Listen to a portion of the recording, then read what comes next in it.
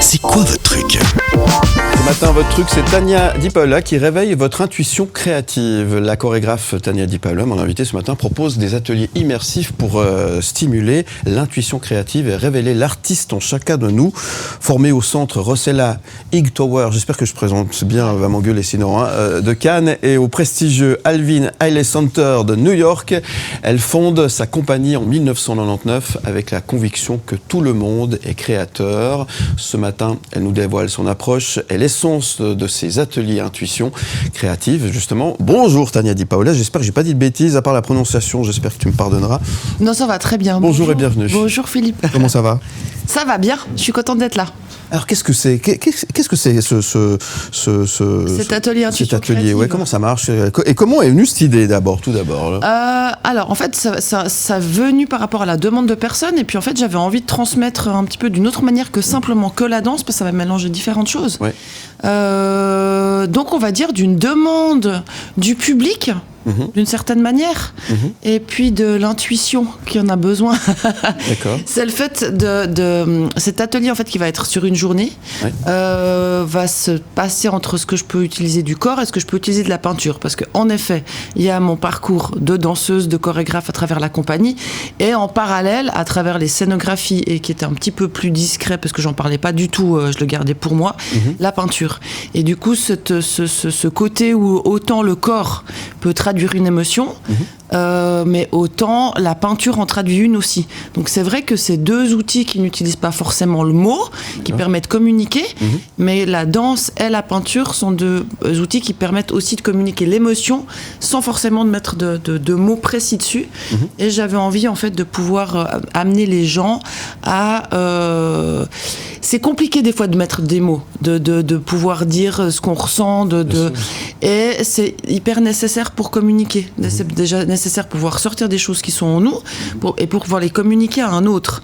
Des fois on dit mais quand il y a quelque chose qui va pas, écris-le, le fait, dis-le, pas besoin de l'envoyer, t'écris ce que tu as à dire, tu peux le jeter, tu peux le brûler, on a tous nos...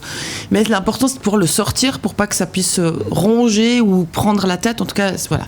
Et ce côté de pouvoir transmettre, alors autant quand on crée c'est qu'on a envie de communiquer quelque chose, c'est quelque chose qu'on a dedans et qu'on a envie de communiquer, on va essayer que ça soit visible, compréhensible, et d'être juste avec ce qu'on a dedans. Et moi la manière de créer, que ça soit peinture ou chorégraphie, c'est intuitive, vraiment. Il y a ce côté où les choses arrivent par synchronicité.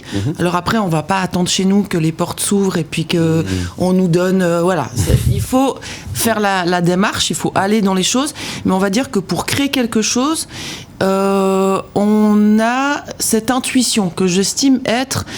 ces synchronicités, ces rencontres qui ne sont pas des hasards entre des personnes, ou ce fait qu'on puisse être en retard, ou ce fait qu'on loupe un train, ou ce fait... Il y a des choses qui sont des synchronicités qu'on va prendre négativement, qui ne sont pas si négatives que ça, parce qu'elles n'arrivent pas pour moi par hasard. Oui. Et puis la création, c'est la même chose. Il y a ces accidents, le cuistot qui va faire un super plat en s'étant trompé de 2 aliments, c'est la même chose pour un danseur. Il y a des mouvements qui arrivent, on crée quelque chose, tout d'un coup on met une pause, le lendemain on refait, tout le monde a oublié, mais c'est quoi cette petite partie de 4 mesures qu'on n'a pas pu faire. Et la même chose pour la peinture, il y a tout d'un coup un espèce de truc qui fait qu'on va bouger ou rajouter un point ou rajouter quelque chose, ou une couleur qui est pas ça, qui vient pas par hasard. D'accord. Et pour moi, le fait de pouvoir faire ces ateliers qui permettent aux personnes de pouvoir utiliser leur intuition, on va développer cette intuition en utilisant ça sur une toile, à travers la peinture, c'est ce qui va se travailler pendant cette journée de création. Donc tu auras un rôle de guide là, plus précis. Tu vas avoir un rôle de guide, on va dire. Ouais. Donc phénomène de synchronicité, tu l'as dit, avec j'imagine une part d'improvisation, on se laisse aller finalement, c'est ça, parce qu'on ne sait pas où on va, on sait où ça démarre, mais on ne sait pas où ça s'arrête, c'est ça. Et tu es là pour finalement guider les personnes. Ça marche comment ? On arrive comment ? On vient comment ? On doit prendre rendez-vous ? Comment ça se passe ? Alors du coup, ça marche dans le sens où oui, il faut s'inscrire, parce que dans un petit groupe, on va pas être 20. Moi j'ai envie d'être 8, vraiment on va être un maximum de 8 personnes pour que je puisse vraiment être avec chacun. D'accord. Ça commence à 9h30, ça finit à 17h. On fait 1 heure de pause entre deux. Ça se passe à Clarens. Pour pouvoir s'inscrire, il faut aller sur mon site par mail, on va dire, donc taniadepaola@hotmail.com, taniadepaola@hotmail.com. On mettra tout ça sur le site M Media. Ouais. Et puis en fait, ça se passe, les personnes arrivent, donc il faut être novice, il n'y a pas besoin d'être danseur ou d'être peintre pro. C'est juste avoir envie.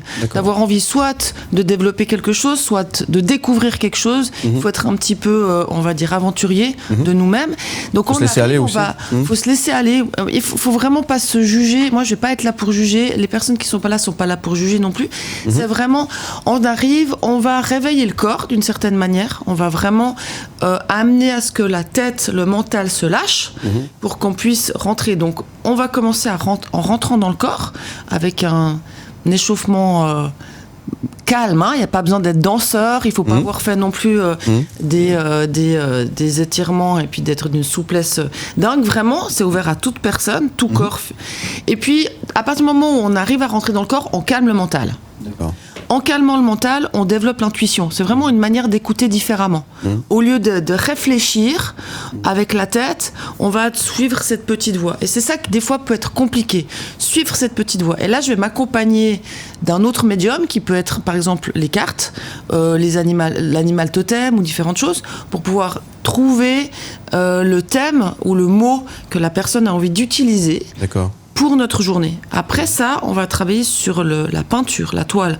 Donc de là, en fait, là, on va trouver la couleur qui va être en vibration avec l'émotion. Oui. Ça, c'est moi qui vais guider ça. Ou si c'est compliqué pour les personnes, on va encore essayer avec d'autres médiums pour pouvoir aller là-dessus. Les gens vont travailler sur la toile. Oui.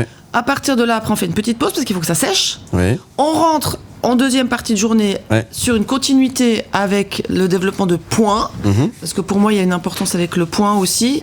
Un point c'est tout, un point à une phrase, un point final, un point de départ, il y a toujours quelque chose. Donc voilà, la symbolique du point, on part sur la symbolique qui va être des outils qui vont s'intégrer dans la peinture, le chiffre, la résonance du chiffre aussi, comme par exemple les arbres où on a le nombre, on peut compter les années avec le tronc, et du coup là en fait on va pouvoir faire la même chose. Mais c'est-à-dire que on va non pas compter le nombre d'arbres, mais on va regarder sur quelle résonance on veut.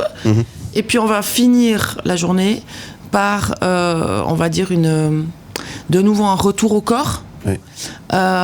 Et puis la personne repart avec sa toile.